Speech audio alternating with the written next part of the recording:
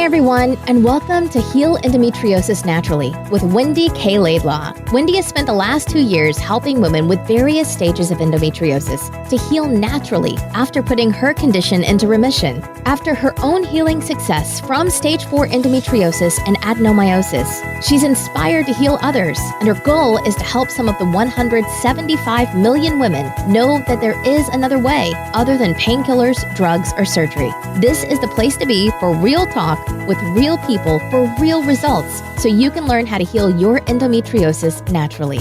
Please note that the opinions expressed in this program may represent options, but are not a substitute for proper medical care. Before starting any new healthcare program, we recommend you consult with a health professional.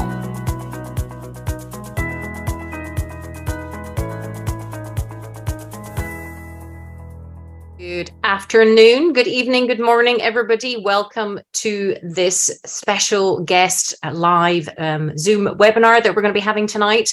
I am so excited that we have the wonderful Dr. Tony Coope coming on with us. Hey, Tony. Hello there. Can you hear me okay? I can, yeah. I'm in France, so... oh, fantastic. You're in Spain. I'm in Spain, yeah. Whereabout in France are you? Southwest France, so it's hot here, but I expect it's hotter where you are. Yeah, I think it's at like mid-40s today. Oh my God. Which is like pretty kind of like surprising for being a Scottish lass and all. But sorry, my camera's just doing dodgy things. So how's the weather with you, where you are? It's about 32, I think. It has been.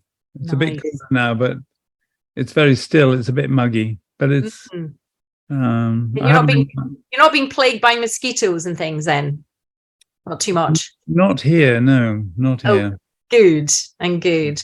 Well, look, thank you so much indeed for coming on. I really appreciate you and all the work that you've done over, I don't know how many decades now, like at least 4 decades that you've been in this field. But in particular, what I value and appreciate that what you bring to this community and certainly helped myself was your capacity to really think outside the medical box, if you like, and really have that curious frame of mind, which I love. Like you question things that were the sort of status quo and what viewed as, general medical council approved, but you constantly continued to kind of question things to a degree that it really kind of changed the course of your career and stuff. So I wondered if you were comfortable even just sharing a little bit of your own background that led you to this point, only because I recall a poignant moment when you and I spoke many years ago now.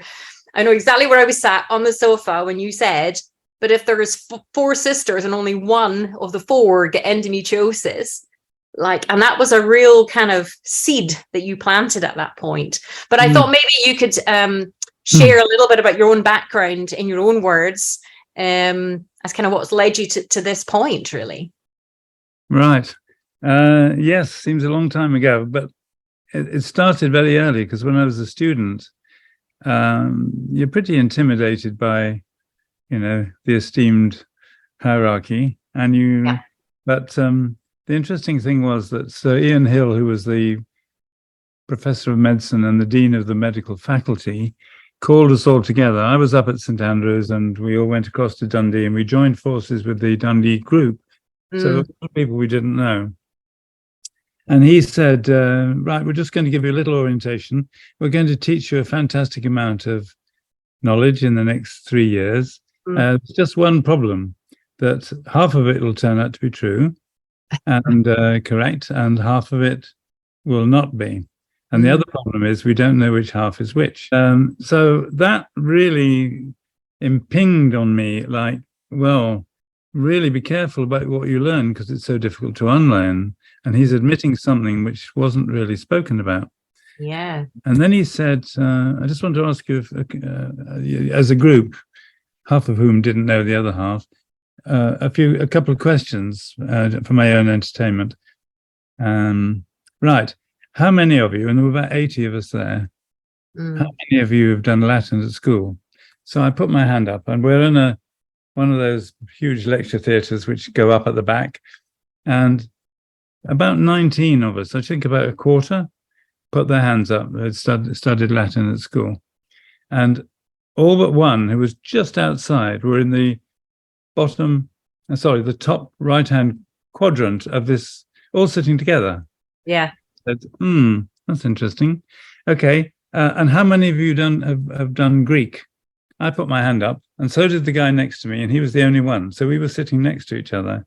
Yeah. And he just said, very interesting. It works every time. I'll leave you to work that one out. And that was something that really, what happened there? You know, how is that? So it really got me interested in what is not apparent on the surface, I think. Yeah. And my dad had sort of planted a seed of curiosity when I look back, right when I was 4 or 5, when he came up to tell us a little story. And then he would say at the end, remember, children? My younger sister was 2 years younger than me. And he'd say, remember, children, as above, so below, and vice versa. As within, so without, and vice versa. And then my favorite was, remember, every flea has on its back a littler flea to bite him. And every littler flea, and even a little flea, so on ad infinitum. I've just been on retreat where that was one of the main themes. We were looking at the repeating patterns of manifestation, forms of illness, how it all works, and it's all based on a mathematical construct. And it has meaning, and it's not, the universe is not dead. It's stuff going on out there, which is the macro of our micro. So it may sound a little bit woo-woo, but honestly, when you actually begin to accept it, you realize that this is a very meaningful universe. Things aren't random, and there's meaning and connection in everything. Yeah. And, in particular, as regards illness, it's come to lead me to believe, to understand, not even believe, to know, to understand that all illness comes from stress. When you think of how we describe it, we call it illness. And this is very, very general terms. And there's a couple of so-called crackpots going the rounds on YouTube, I believe. I don't know if they're still doing it. They've probably been shut down, saying, come on, there's only one disease. And in a way, this is true because stress puts you into a fight or flight or freeze reaction. That upregulates some things in your body for survival and suppresses anything that's not necessary. So it's a binary system. So the things that, if you have chronic stress, you have the constant suppression of vital form things that aren't necessary for instant survival, immediate survival. So they're going to be shut down or not working as well as should. We're talking about detox and repair, cell repair, and all the other stuff, all the routine household gardening of one's tissue. And the ones that are upregulated to enable you to survive, brain, heart, blood pressure, sugar in your bloodstream, energy, all of those organs, adrenals, etc., are going to get, in the long term, are going to get exhausted. So you've got 5 different coloured sections. Different petals. So top right is energy, bioenergetic circuit, then detoxification, inflammation, neuroaffect, which is obviously nervous system, mood, all that. Cardionomic, which is your heart and cardiovascular system, and then the hormone. I want to come round to the hormone, but generally speaking, if stress is coming through into the body, is it random? The answer is no. Does it go to everything? Does it affect each circuit separately or differently? And the answer is yes, it does. It's not the same. It's not evenly spread out because there are weaknesses. We have circuits which are strong, and it's to do with our genetics and our constitution. There are many variables which affect this. So basically, the energy in fight or flight, the energy circuit is upregulated. So is the cardionomic, and so your energy, of course, includes sugar, And then we've got the neuro effect. You've got to have a sharp mind to escape the charging saber-toothed tiger of law. And so it's a binary circuit. Some things are upregulated, some things are downregulated. In chronic stress, that state continues, and gradually you get symptoms. And then if you put the symptoms together for long enough, you get a disease. We give it a title. So if you're chronically stressed and you're releasing sugar from your liver to motivate yourself to be able to survive, in chronic terms, that eventually leads to insulin resistance and type 2 diabetes. So another factor, that's just one example, and the different things apply to each circuit. But another variable is, and this is something that's really missed in medicine, in mainstream medicine, is in the population, only 20% are really HSPs, highly sensitive persons. So they're the ones who are the empaths, the creatives, the highly sensitive people. They're hyperreactive to stress, might be to drugs, to almost anything, physical, emotional, psychological. And they're the ones that are going to get ill. Yeah. They're the ones that are vulnerable to COVID, to long COVID. So that group of people are not being identified by more than a handful of doctors, as far as I can see. So what else? And there's meaning. There's meaning. Whatever illness you get, it's going to take a certain form according to your upbringing, the ACEs, the adverse childhood events, the traumas, and in particular your emotional environment when you're brought up. So the more sensitive you are, the more vulnerable you are to stress, and the more you're affected by those things, early childhood experiences. And that sets your nervous system, particularly the autonomic nervous system down here, which means you have a lifetime of hyperreactivity. That might be physical, like in IBS or autoimmune disease. Later in life, it may be heart attacks, strokes, whatever it is. There's a meaning behind it. And when we come back finally to the hormone circuit, there's a continuum of vulnerability for women, which are variations on a theme. And most of them have emotional contents, components.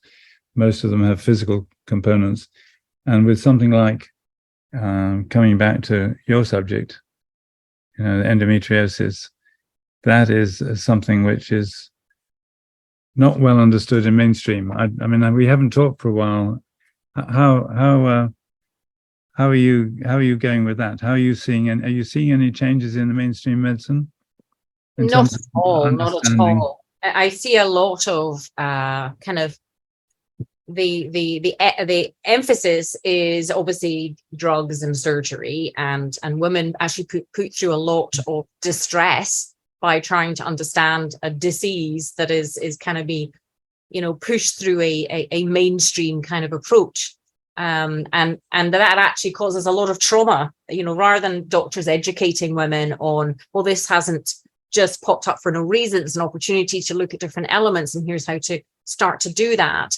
Women are invariably frightened and shocked into taking routes that perhaps, again, don't address the root cause, but actually cause a lot more. A lot of women are told it's like, and frightened into having medical procedures and surgical procedures that they don't need. And then, of course, they bring other issues. And it's really, the emails that we get are highly disturbing and distressing to read from a lot of women of the abuse, I would say, that women are put through. So the doctors themselves are trained in a certain way, either in pharmaceuticals or surgical procedures. So by the time they meet someone who's a specialist in gynecology, there is no options. A lot of women don't know that there are any other options other than drugs or surgery, and they are very severe, options. So hence why the ladies that are going in, the idea is to help educate women on the emotional component, which is very, very important. Obviously, I use the 5 Ps, the 5 poisons, as the understanding of the disease, produce, products, property, people, and past. But is helping is here understand the emotional component, so women can learn to come back to themselves, their bodies, their emotions, their past, and really learn to listen to their intuition, their instincts, rather than hear other people who are projecting their training onto them, but not getting to the root causes. I've seen the most incredible transformations in women. It's profound, and it's just beautiful to watch women learn very, very simple tools in which to support themselves. But the mainstream medical is highly traumatizing to women that tend to go through it. And invariably, by the time women reach out to me and my team, they've maybe kind of exhausted the mainstream medical, tried naturopaths, nutritionists, dietitians, and then sought me out, because it takes a degree of emotional support, and expertise to really allow women to have the confidence to come back and listen to themselves and listen to their body and question, like, that curious mind that you talked about. Is kind of like, so what is happening? How am I feeling? What is going on? What is causing the stress? What are the triggers? How do I feel? And be okay with that. But the mainstream medical, unfortunately, adds a lot of trauma onto that. It does, doesn't it? Yeah, and it's really, really distressing to me if I think about it for too much. But that's why I kind of like, I was even saying to my daughter Maxine today, like, when I travel, I'm just going to leave boxes of books in toilets wherever I go for women, in the female toilets. I'm going to go, there you go, so that they know that there are at least their options. So it doesn't help. So there's already the disease and the symptoms and the signs showing up in a woman, and then they go to the first port of call, which is the doctor, unless they get someone like yourself, which is very rare, who takes the time to listen. In the UK, they've got 7 minutes in which to speak to someone, and then they get passed to a gynecologist who's trained in either surgical procedures or drugs. And then a lot of time you get women who are told it's in your head, we can't find anything, you're a hypochondriac. So you've got all this trauma on top of what is actually happening at the core level. Yeah.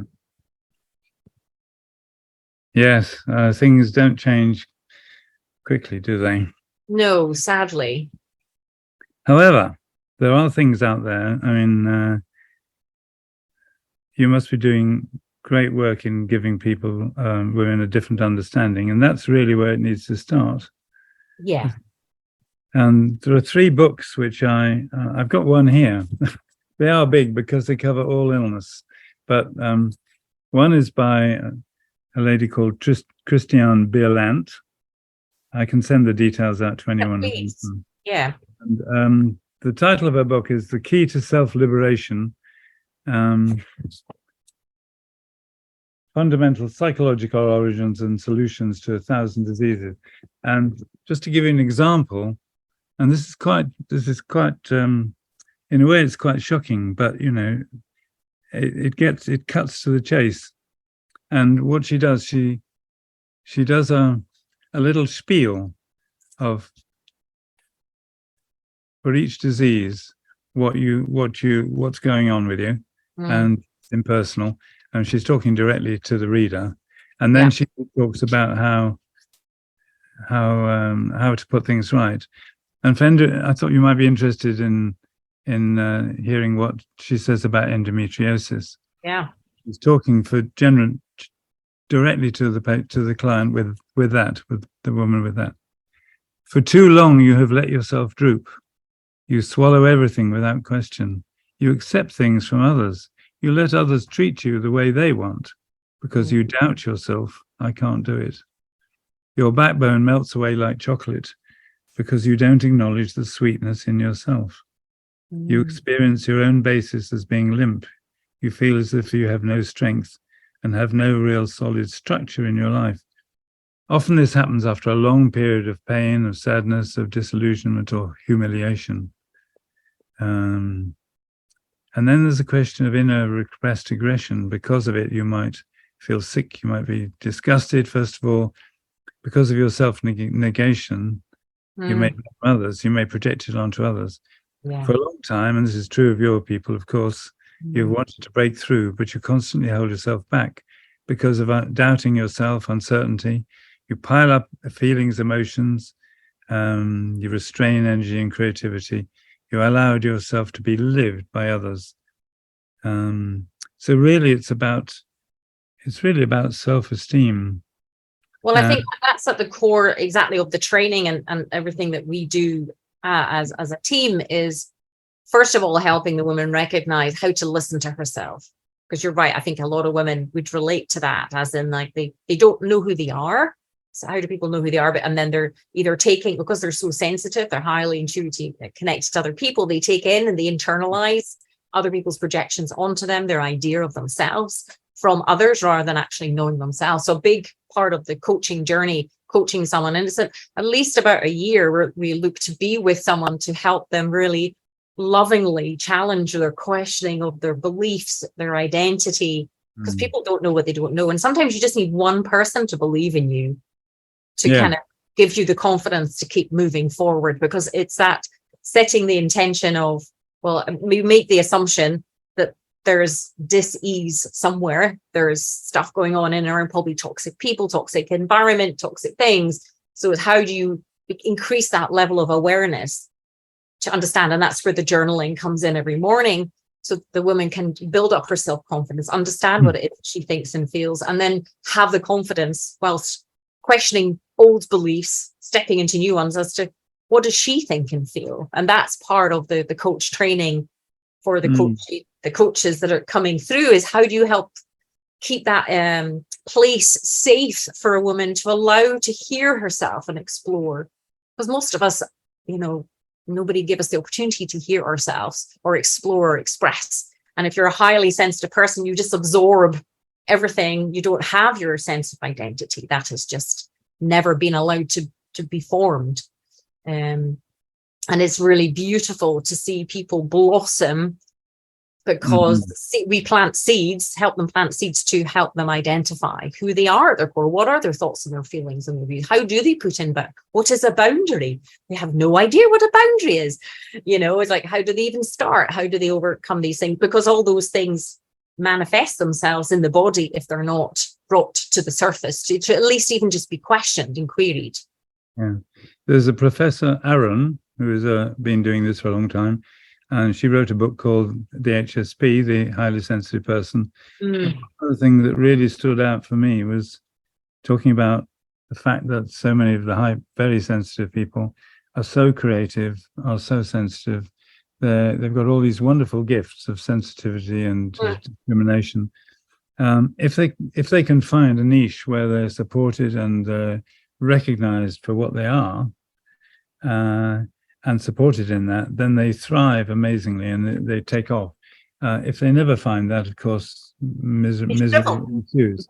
They shrivel and shrink, don't they? If they can't express their feelings, as we found from those diagrams, gets turned in and starts to express itself on a physical level as disease. So and that's where it goes back to what you said to me over 10 years ago. You're like, well, how come 1 out of 4 sisters has the disease? Because she's probably the sensitive one, picked up or taken in or tried to fix, be the people pleaser, be the perfectionist, all those parts that, saw, heard, felt everything when nobody else did, and was the one that was the fixer in the family and tried to keep everyone happy.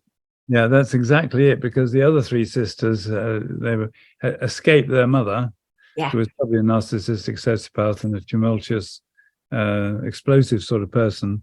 So they were scattered to the far ends of the earth, which is a microcosm of what's happening in this woman's body, who stayed there, who was stuck. Out of the goodness of her heart, she said, I must take responsibility, but was it hers to take? And she paid for it with a lot of illness. Yes, I never forget that example either. But I can remember exactly where I was, like it was yesterday, and it really got me thinking, and allowed this. But of course, it took me a long time to really release the guilt that I felt towards recognizing there was toxicity to some degree in the family, because I felt guilty that I even allowed myself to acknowledge that there was that, because of the religious conditioning and cultural conditioning or family and stuff, but how that had been absorbed in. And that's where I think the whole brain body connection is fascinating, because I think what you opened up was there was a lot going on subconsciously that I was trying to fight through willpower and never knew that it was okay to question it. And I guess that's part of I call it the emotion. It's an emotional journey to become an endoboss, is to identify what might you've outgrown, or you view as toxic to your nervous system or your digestive system, your hormonal systems, Yeah, absolutely. Interesting what you're talking about. I've also realized that you cannot fully heal, even emotionally and psychologically, unless one finds some form of spiritual path. I don't mean religious. I don't necessarily mean believing in anything, but understanding. Well, you mentioned earlier about the universal element, and I think our women are so sensitive. And you said it as well about meaning when you were talking about the petals. Exactly, it's an emotional and spiritual journey as well, to understanding what is the meaning behind this disease. Yeah, absolutely. So that book, whichever suits. I think the most spiritual is this one I've mentioned.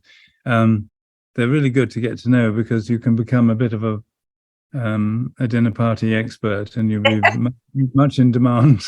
Well, I use the analogy with women that whatever you want to call it, there's a universal energy, and there's lots of different names, but don't get hung up on the name. I have an acronym for it called HUGS: higher power, universe, God, goddess, source. Because if you think back even to 8,000 years ago, there's all these women as were goddesses, because clearly they gave life, and they were the deity. But whatever it is, it's there. You feel it, like and people who are sensitive like us, we feel it. We can walk into a room, we can have someone pass us, somebody come nearby. You feel the different energies. But whatever that spiritual thing is for you, you can feel it, and you can actually create a connection to yourself, so you can actually hear it. So you put yourself in situations, right environment, creativity, expression, and it's a beautiful energy force. And invariably, women who have the condition are seeking on a subconscious level. I always say to them, if you sought me out, there's a reason you sought me out, because you're ready to go to a next level or a next stage on something, and it's scary, but you need to find the right person and keep the right space and hold it safe. And that's what we're training our coaches here. Very, very good. One thing that I discovered, I don't know if you know the work of Dr. David R. Hawkins. Yes. About the different energy. He wrote that one. Yep. I shared that in the group, I think, a couple of weeks ago. It's fantastic. And what's so interesting, because you mentioned in one of your introductions to this course, the role of shame and guilt. Yeah. And we see that they're right down at the bottom of the emotional level, which means that is dragging you down spiritually into a level of consciousness which is right down below grief and apathy. Guilt and shame are the real bottom ones. And they're really hard to get out of, because they're so self-destructive. Get out, and of course, so many women have that because of their upbringing and the different sorts of abuse that they've suffered. And actually, that's interesting you say that, because not a lot of people recognize that what has happened to them as abuse. It's become so normalized, and being perhaps in around toxic people, that the toxic people make them feel, stop being too sensitive, or you're the problem. So they get stuck in this cycle of shame and guilt, which obviously produces lots of cortisol and adrenaline and steals progesterone, and so this cycle ensues. Yeah, that's progesterone steal, if you like, and chronic low progesterone levels is very much behind so many of the conditions in this continuum of vulnerability. For sure. Yeah. And it's like, what comes first, the chicken or the egg? And it kind of doesn't really matter, but it doesn't matter that. What matters is the now, and the tools and the strategies and the awareness that by actually creating a safe environment for someone, just to allow for gentle exploration, and noticing if shame comes up, noticing if guilt comes up, or even allowing the thought to question or query, that takes time. because of the high degree sensitivity. That is the coaching. That is the essence of what I do, is creating that environment. Because I believe if you plant seeds in good soil, you water and give it sunlight and nutrients, you try and stop that seed from growing. But if you put that seed in a toxic environment, it won't grow, But if you give a soul and a spirit the right energy, it blossoms, and it's beautiful to see. It's such an honor to be part of someone's stepping into their spirituality, stepping into their light. And it's challenging because there's all these conflicting thoughts, feelings, beliefs that have been put upon them. It's part of the conditioning. And then I think once women learn, oh, it's not my fault, and being okay at being sensitive is a superpower, how to turn that around, like you were saying, turning it into, their creativity and their form of expression, it allows them to shine in, and how to put appropriate boundaries in to protect that, in merging spirituality and that essence of themselves, because that's the other thing as well. There's a lot of people out there going, oh, be this and be vulnerable. Don't be vulnerable. Your sensitivity needs protecting. You need to put appropriate boundaries in and learn what is appropriate for you with the people that you're around. And so it's amazing how the body responds incredibly quickly to the emotional and spiritual element of the journey. And that's wonderful to see. But once you touch on your authentic self, yes, the truth of that hits you like a sledgehammer. Sledgehammer, yes. Yeah. Lightning strike. Yes. And you never forget that. And then that gradually begins to develop discrimination. So you can ignore what comes in that's negative, that takes you away from the self, your spiritual core. And once you're running from that, everything starts to flow and work better. You attract things to you. You meet different sort of people.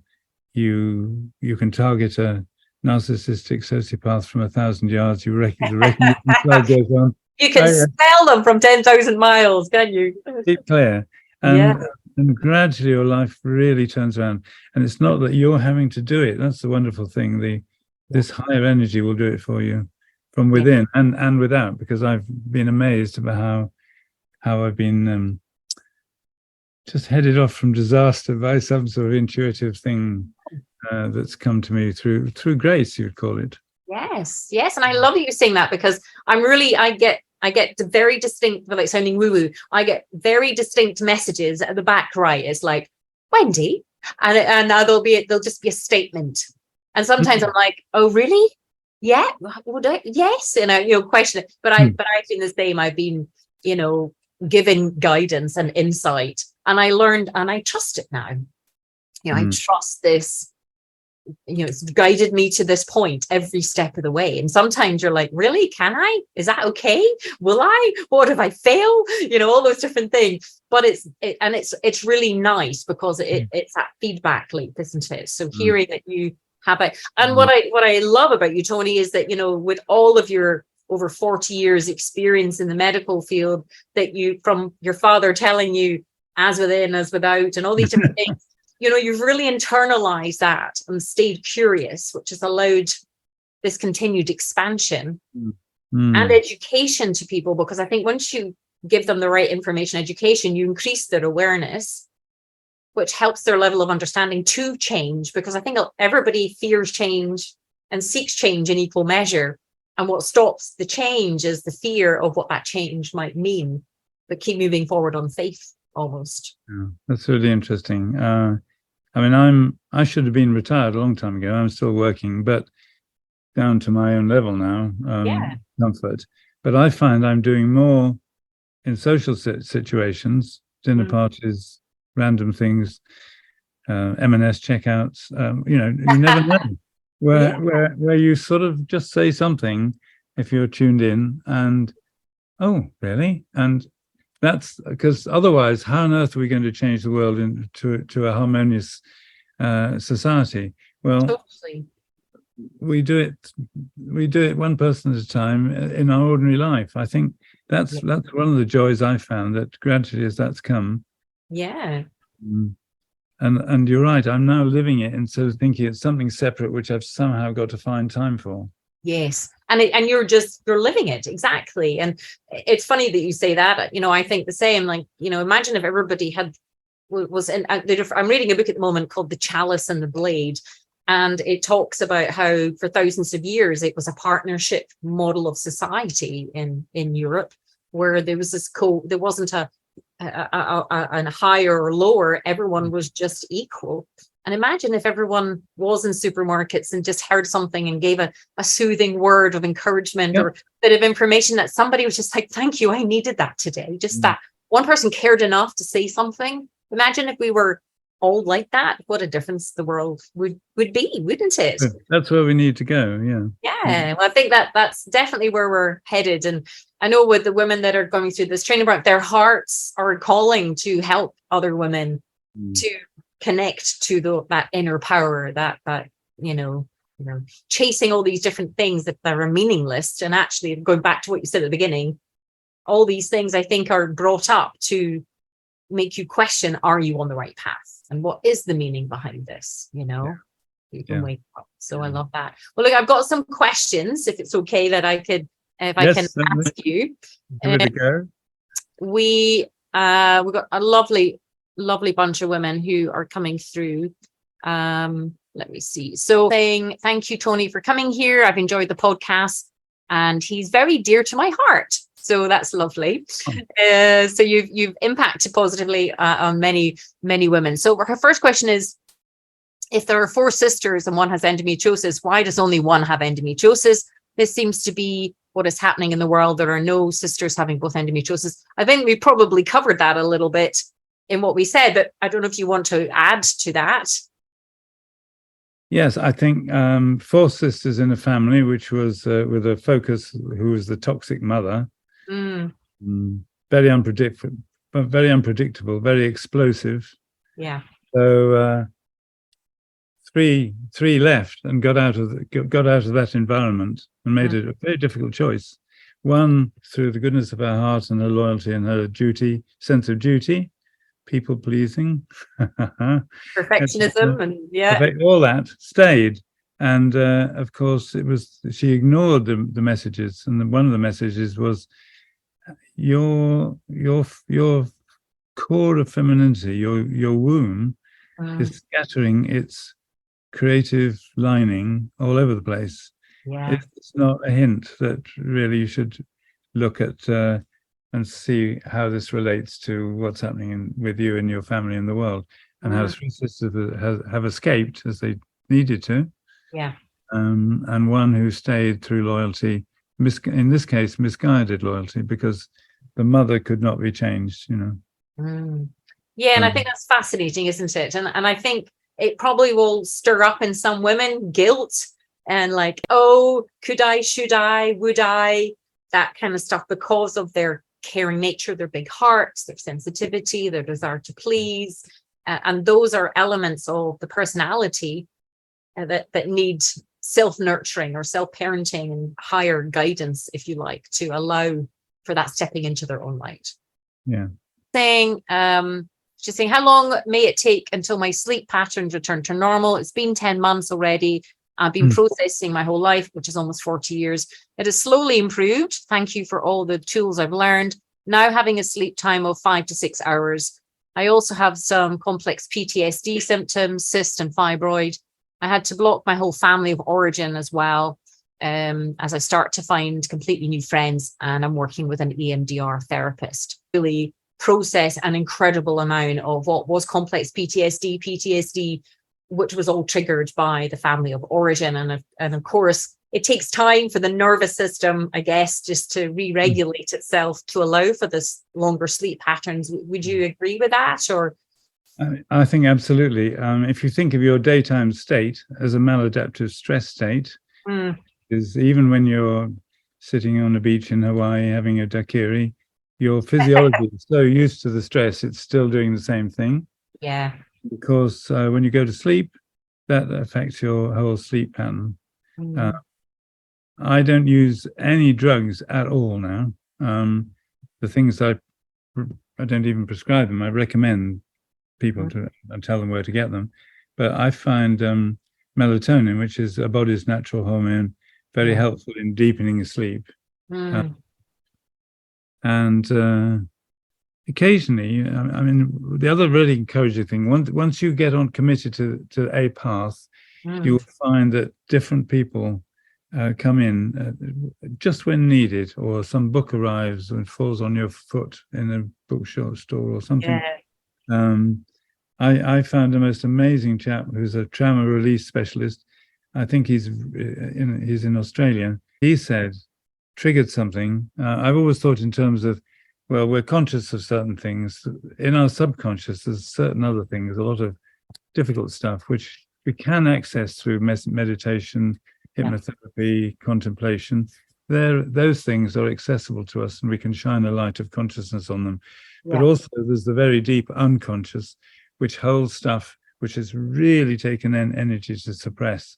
And that's a real basic cause of fatigue, of chronic fatigue syndrome, where people are perfectionists and people pleasers all at once, and driven to succeed and prove themselves, and yet they're not dealing with, you know, all the humiliation and stuff that was heaped on them.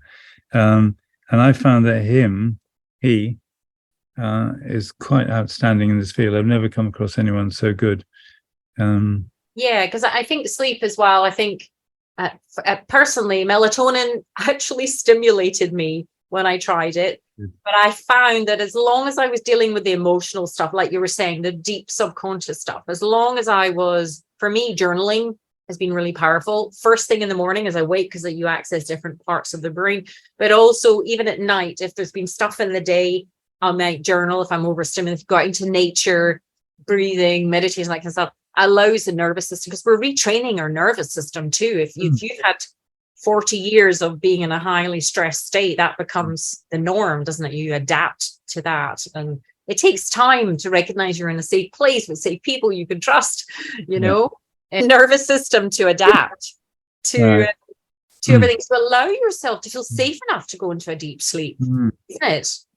You know, if you're being stimulated your whole life, you don't go down to sleep because it's not safe to go to sleep. I looked at different forms of breathing, and in the end, it always comes down to the simplest, it seems, because the research now is that the way to get into the habit of breathing properly and beneficially is each breath in 5.5 seconds, and then a slight pause. You're not panting like bellows. You're in.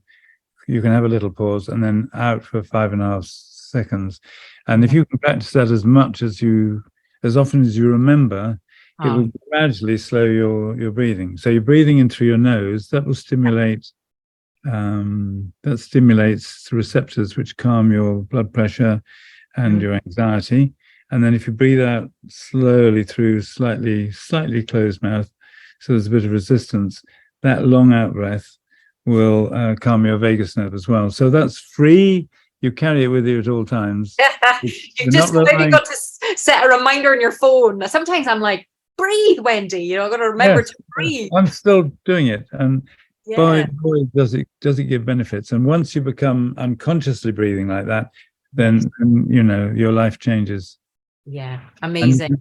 And you can even do a mantra like Om Namah Shivaya to the breath, or just become aware that it's the breath of God, not your own. Oh, nice. You make a connection. Something happens then. Yeah, no, I like that. That's lovely.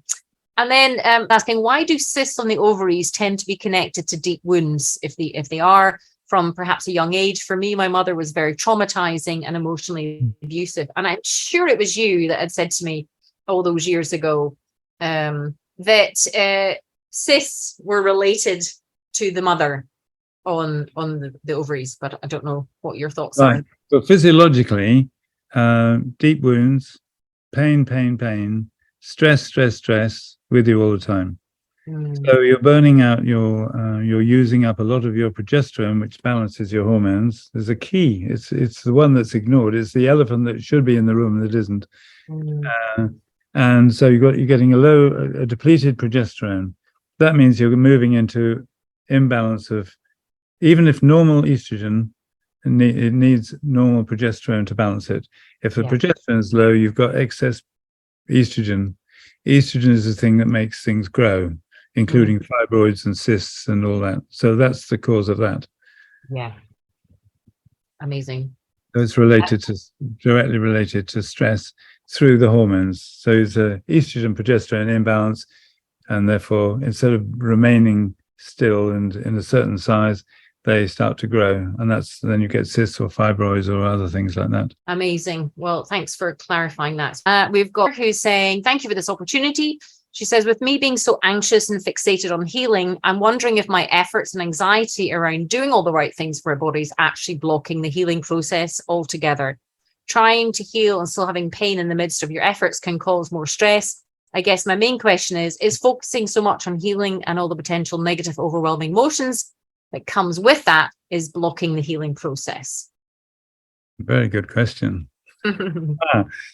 Yes, now that takes a little bit of unpicking. Healing comes from paying attention to the right things. If you're coming, I really want to heal, you're coming from a position of lack. I'm not well. I'm not healed. I'm not whole. Yeah. So your awareness, you're focusing on is you are not whole, and you're desperate to become whole. But surrendering into the all and connecting with your inner spirit rather than anything outside, because that's where she lives, then there's no pressure. So it's just becoming aware, expanding your awareness to become aware of when you're rather desperate, or when you're coming from a feeling of lack and less than. And it's a cliche, you are perfect as you are. But of course, we're talking about the higher self already. The authentic self in there is perfect. We just need to get rid of the veils, the samskaras, they're called. They're scars, the conditioning, the crap that people have projected on us and taught us. Schools, terrible. Parents, lovely but awful sometimes. Perfectly imperfect parents. yes, all that. So yeah. It's about not identifying with that state of need. Probably, I know that one, because what you don't get in early childhood in terms of nurturing and love and appreciation for your true nature, not your expected nature. If you can be true to yourself, then it will gradually come back and you will heal within. Absolutely. Fantastic. Thank you, Tony. And then is saying, thank you so much for your time. I'm excited to learn from you. She says, I find that when I journal in the morning upon awakening, then I want to journal about things that come up from my past, but my memory is so fuzzy, I can't remember the details that well. And I'm not sure if I'm processing them. Do you think I am processing when I'm journaling? There's a difference between writing it and letting it go, writing it and ruminating on it, like bringing it up and bringing it up and bringing it up. The act of letting go is a sort of, it's all right, you can go now. It's not forcing something away, it's just dropping it. I wrote a poem once, which came up, and the first two lines were very revealing. And it came up in a funny Southern American accent. It was, as I was trudging along the road, I cried, "Oh, Lordy, please relieve me of my heavy load." She said, "Well, why don't you lay your burden down? Come on, forget the Guru Gita, let's hit the town." I said, "Lord," it goes on like that. Our load, our burdens, we just drop them. How do you do that? Well, we consciously, when they crop up, they can be habits. It's like a groove in a record. We don't have to necessarily do anything with them, but just drop them, leave them by the roadside as you carry on, and say goodbye. And that's interesting you say that, because I think some of us are maybe so attached to our past and our conditioning that there's a fear of who would we be without them. That can sometimes be a challenge. And that's where I think the journaling, I would just say, just keep journaling and journaling and journaling and journaling and journaling until a part of you becomes so bored with going over the same stuff over and over. A part of you goes, okay, I think we're ready to let this go now. And it just exhausts, except when you're ready to let it go. A part of you is attached to it because it's, who are you without it? It's almost like abusive relationships. That's why people keep going back into them, because they're familiar. They're comfortable. Even though they're abusive and uncomfortable, there is a familiarity to it. Whereas when you just keep writing and writing and writing, there's parts that maybe don't feel heard. Like you're saying, when you're a child, you maybe didn't get what you needed because you were so sensitive and you needed more attention and time, etc. You didn't get that. You didn't feel heard enough. So I kind of feel with the journaling, just keep journaling and journaling and journaling till you're like, enough already. Like, I am ready to lay this burden down. Sometimes ritual is quite useful. And there are for instance, you write out the worst of your experiences and you go, right, I'm done with you now. I'm going to set light to this paper, and you watch it drift off into you have to be present. You have to be ready. Grieve, maybe even grieve it and allow yourself the feelings for it. Exactly. But our stories give us companionship sometimes, probably the wrong sort. Misery loves company. And but I think as well, it's like what you were saying earlier, like sometimes we if we're aware of it, we go, but is that true now? It was true then, but I was a different person then. So is that true now? Or not disowning or disassociating or detaching, but questioning, like what you've done. Like, it's what you've done your whole career. It's what I've done. I'm going, really? If my finger can heal, why can't my insides heal? When you go, and then when you go, but what if I can't do that? But like, what if I can? What if that does work for me? What if, and who would I be if I let that go? And hear but I don't know who I'd be type thing, Yeah, you be the wonderful person you're always meant to be. And that's it. And there's some fear in that, though. I think there's a fear of stepping in to your authentic self, because how will other people perceive you? If you're a people pleaser and a sensitive person and you don't want to upset people, that can sometimes be the challenge, I think. It's surprisingly strong, that, isn't it? Yeah, well, because it goes back to the tribal days. If we're not part of the tribe and we're kicked out, we fear death, that's so emotional death. I have a friend who's with a very difficult man, and she's been told many times, really, you should leave. And she'd say, and she said, she related a story to me where she was talking to someone and said, yeah, but what would his parents think, And the answer was, you would never have to see them again. So we don't realize how skewed we are in the people-pleasing, giving oneself away.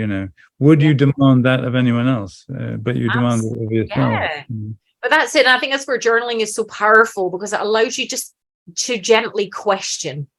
It allows you to go, if I was to question that, what would the question be? And that's where you have to be very gentle, to allow those gentle questionings. So she's also saying, I'd love to learn more how to access memories that are stopping me from healing, that I may not be accessing. I was in survival mode most of my life. People in my life will bring up events that happened, and I have no recollection of them. I remember very little from my past, even raising my children. I'm sad not only hard things I blocked out, but also the good things. Just curious if you have any insight on that and how to open up my memory. Now, these memories, these traumas, are held as vibrational things. They're in our tissues in a vibrational form. So we can vibrate them out. We can replace the negative vibrations. There are various ways to do that. There are bioresonance devices which will beam in, but the simplest, they're quite expensive, but going back to ancient times, they do it with mantras. So if you learn to become comfortable with a mantra like Om Namah Shivaya, which is I honor the divine self within, and you repeat it, Om Namah Shivaya, Om Namah Shivaya, and then gradually it becomes incorporated in your body somehow as a vibration. It will just drive out, the bad stuff. Now that might seem a little tricky. There's a website now, very good website, siddhayoga.com, which has a lot of resources on it about mantras. They're just really when you think of living in a world as we are now, the negative vibrations we're getting from the news, from each other, from blah, blah, blah, blah. Yeah. So replace that. And it may have to be it's fascinating that we have 4 levels of speech, apparently. So if we say something, supposing I said to you, drink more water. Now that's with my human voice. You go, yeah, no, I'm fine, and ignore it. And if it gets deeper in me and there's a proper emotion thing there, then it may touch you a bit more. And if you're actually in contact with your higher self and you say, a guru can say to a devotee, a disciple, drink more water. And if they go and do that, something extraordinary happens. All right, they drink more water and they feel better. But they think, I need pure water, so I'm going to go down to the local spring. And they're lonely. And down at the spring, they meet this wonderful person.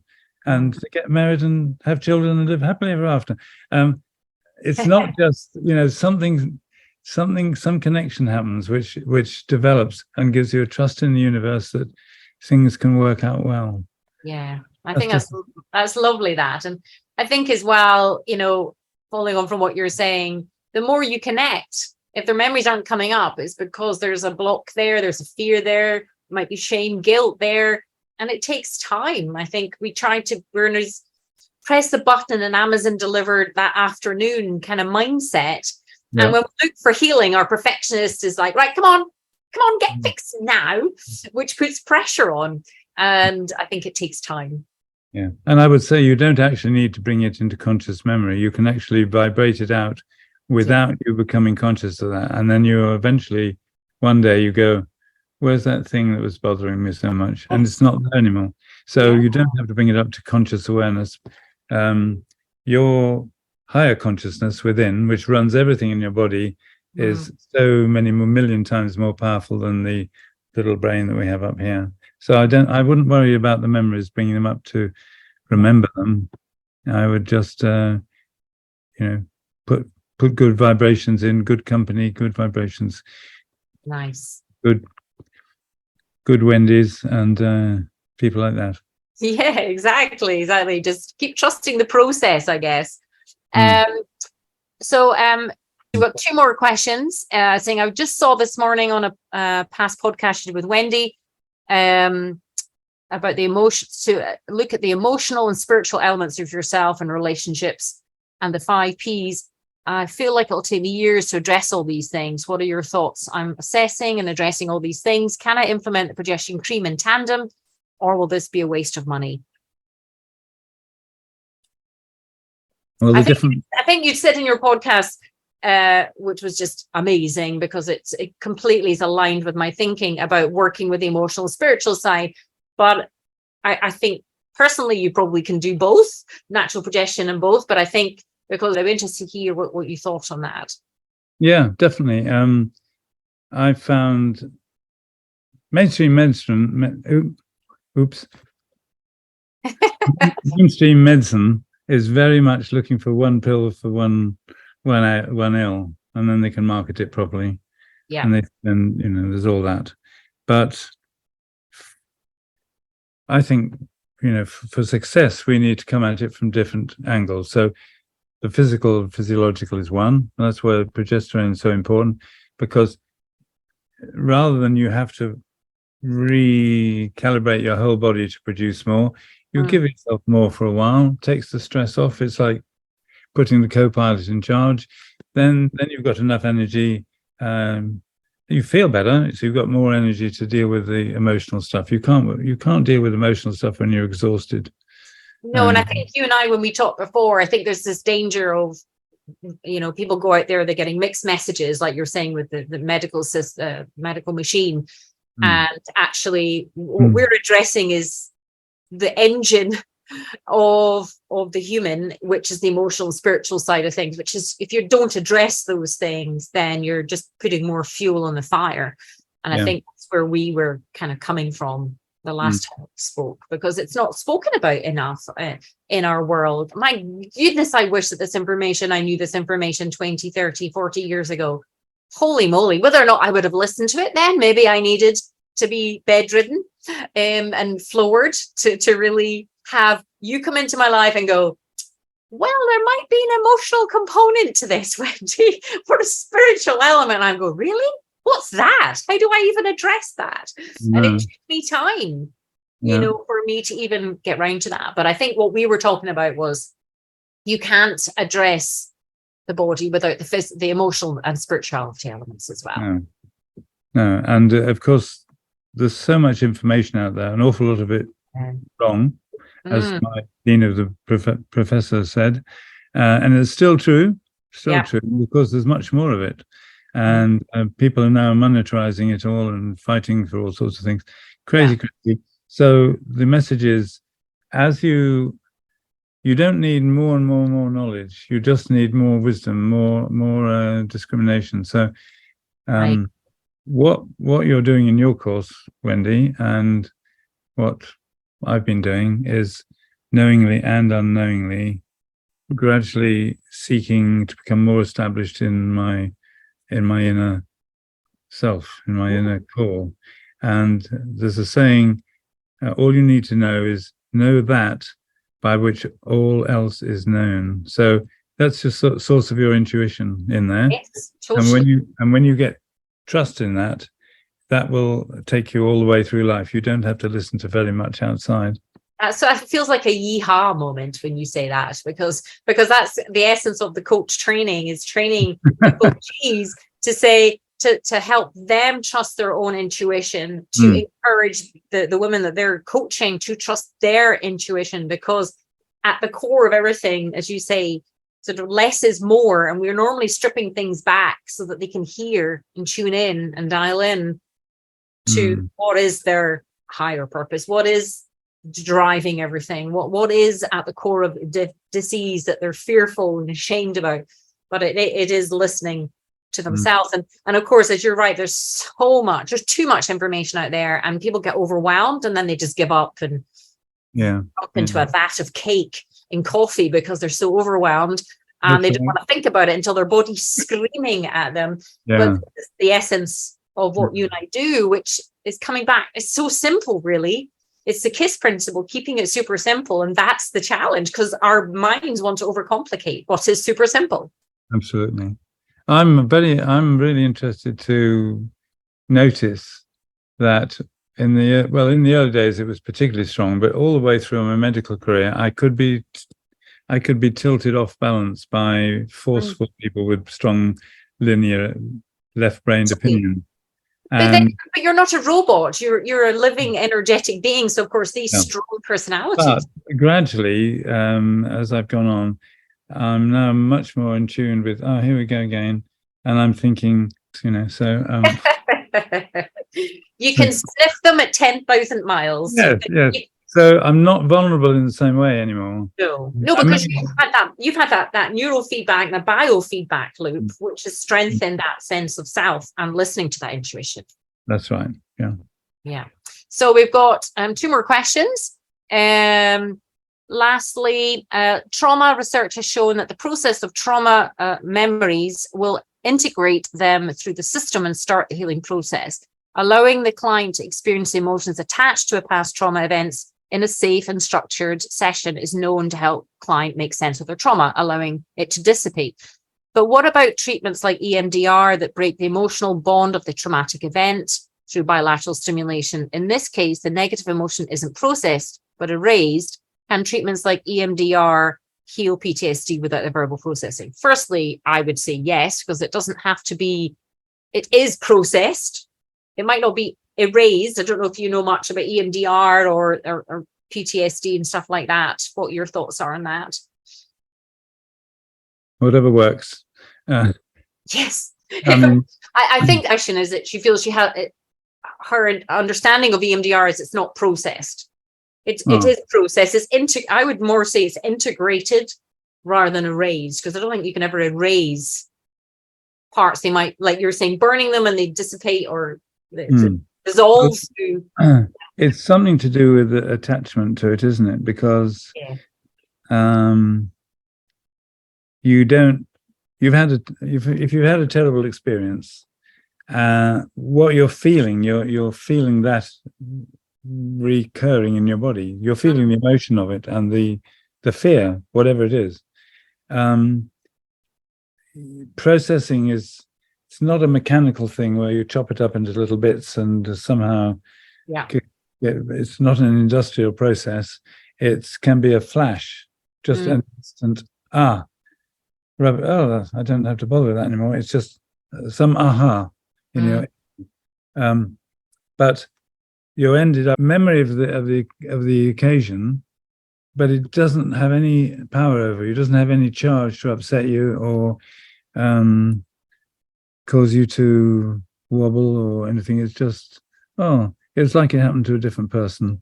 That's right. And that's a really good point that you've mentioned there, because exactly, it's not a mechanical, that's our brains trying to make sense of it. That's the left brain trying to do it in logical stages. Yes. Not like that. Exactly. The right brain can go poof and it's gone. Yeah. It just takes an aha. I've read many books by Francine Shapiro. I don't know if you've read her work, that she created EMDR, and fascinating, fabulous. Again, another beautiful soul who's passed over, who questioned and queried, and just was curious as to how things were processed. And it's an incredibly powerful, because our rational left brain, prefrontal cortex, can overcompensate and overcomplicate. Yeah. Something and if there's a lot of emotion charged to a memory or a trauma, and then there's the fear of revisiting it, that's where I think EMDR for me on my journey allowed me, and I use the word to process, not to erase, but to process the intensity of emotion attached to a memory. So there was a slight difference there, where something was charged, it took the steam and the energy out of it, but it didn't erase the memory. Would you agree with that? Yeah, I think, the things that are left are a charge, aren't they? They're an energy, they're an emotion, fear, terror, guilt, shame. They're all anger, they're all stuff, energies with different, and they're designed, the word emotion means in Latin to move out. So they're designed to be felt, give you a reaction, give you energy to react, or to take action, and then to be expressed, and then they're expressed. Yeah. If you hold on to them and you hang on to them and don't express them, I've been doing some work with Chloe Goodchild recently, and she talks about the naked voice, finding your authentic voice. But really, she's talking about expressing through sound. She'll say, "Well, all right, you're depressed. You're heavily depressed. What's behind the depression?" And they go, "Well, I don't know. I'm very depressed."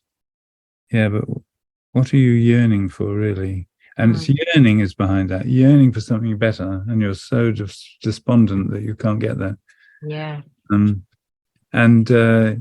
I think if you think of emotions as being expressible, not in words and going on and recreating them and reworking them, but in a sound. So Chloe Goodchild would say, so what do you feel? What are you feeling? Oh, I'm feeling terrible. So what does that sound like? Because if you've been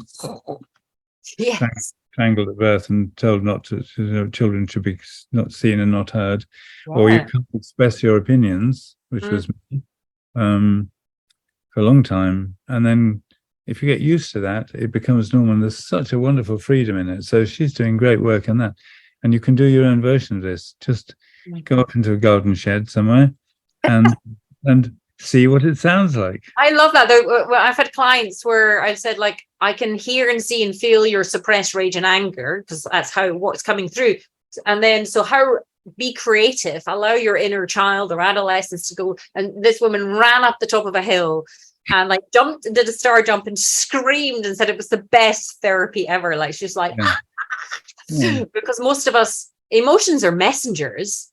As you say, that emotion is supposed to be discharged, but we use a lot of energy storing it and stuffing it down because of fear of expression and overwhelm. And I think that's just that know thyself thing again, isn't it? And understand that at our core, especially very sensitive people, they're very self-judgmental, critical, and it's recognizing that And it's a lovely phrase that, again, I use with clients and, with our trainee coaches, is like, I'm okay as I am. Like, there's just something kind of just to say, an acceptance of where you're at allows you to move through to perhaps where you want to go or how you want to continue evolving. But just acceptance of yourself as you are can be so freeing. I remember having a therapist who was like, but you're okay as you are. And I'm like, no, I'm not. I should be this, and I should be perfect, and I should do this. And, and I was all this self-judgment, complete lack of self-acceptance in any way, shape, or form. Plus, I was around a lot of toxic people.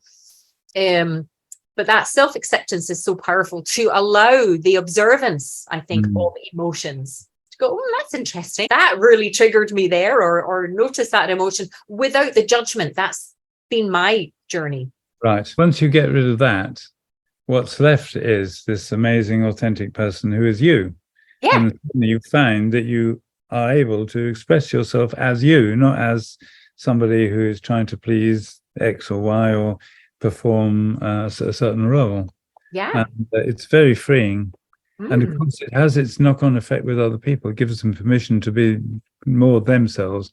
And so you end up with all sorts of people who are your new best friends. Yeah. And it's that feedback loop again, because the more you can be yourself, you're authentically yourself, and then you're then attracting people who are drawn to your authentic self, who give you that feedback about, oh, I'm okay as I am with my authentic self. Then it allows for that confidence of really stepping in to the essence of who you were when you were born, that light and that love, which is what we are at our core. To just be accepting, of ourselves, warts and all, as they say, to be perfectly imperfect, which I love. Baba Muktananda used to say, I'm going to get rid of what you haven't got. That's interesting. Because it's not you, that stuff you need to get rid of is not you.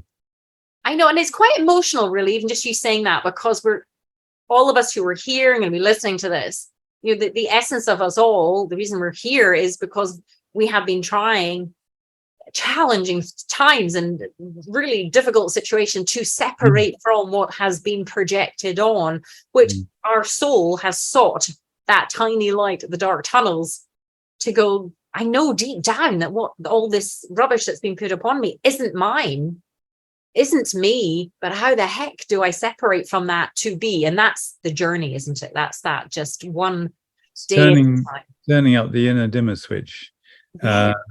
Rather than try and hoover out this dark stuff that's in there. It's only stuff we believe or we've been inculcated with or conditioned into, whatever, or things that we haven't expressed. All that stuff. It's none of that is actually us. No, absolutely. Well, look, Tony, thank you so much for your time. No, pleasure. Absolute pleasure. Feel so blessed to have met you. You came along at the right time. You were like the sign on the roadway, which kind of, you were so kind and so compassionate and so accepting, and allowed me to go, but I do understand. And I was in the most highly toxic at the time, but didn't know it. I think I met you when I still had the chronic fatigue. I remember it well. I remember it well. Do you? Yeah. I got, there's a narcissistic sociopath somewhere here. Oh, I'm married to it. And I'm like, oh my God, and I just couldn't see it. Look what you've done there, you see. You are a role model to all your girls. Oh, for sure. Thank you. Well, actually, I'm hosting my first in-person live retreat in Portugal in October. So that's exciting, about embracing emotions. I want to do not only help women relax and yoga and all that kind of stuff, but also work on emotions, raising the bar in relationships, how to kind of, rewrite relationships, with the background operating system and stuff as well. So I'm super excited about that. So maybe then the one after, maybe I can fly you out as a special guest on that. Well, I'm always open to that sort of thing. Yes. Yeah. Yes. That would be lovely to kind of, meet you in the flesh and have you involved in that, because I think, working with people online is wonderful, but also working people together. It's like a 6-day retreat. So really allows for some role playing and case studies, because I think when it comes to doing emotional work and engaging with toxic people, it's really hard. There's no sort of, I know when I was trying to navigate that way, I was like hungry for like, oh, just tell me what to do. I don't know how to deal with this. And so I wanted. So much can happen in those physical groups between the participants. It's going on all the time. Yeah, and I found a beautiful place in Portugal, and it's we'll have the whole place to ourselves, and it's exquisitely safe and beautiful and tranquil. And again, talk about the seeds and keeping the environment safe.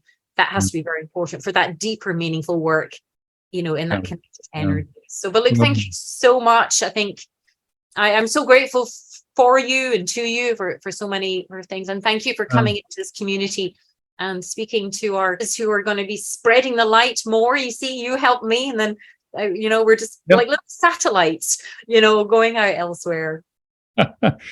Yes, no, delighted. Saving the world by dominoes. Yeah. Or is it going viral? Changing the world, as I was saying for a moment, changing the world one woman at a time, so just keep, it's probably logarithmic, it's not a straight line like that. It goes up like that. Yeah, exactly. Well done. Well, thanks, Tony. You're a star. Enjoy France, and thank you.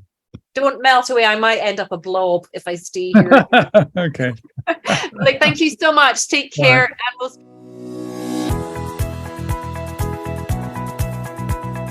Thanks for listening to Heal Endometriosis Naturally with Wendy K Laidlaw. And I hope you enjoyed the show. Don't forget to subscribe, like, and rate us. If you're interested in learning more, you can download your top 5 jumpstart tips at healendometriosisnaturally.com and jump on the VIP email list. Remember to keep you number one, for the world needs a healthy you.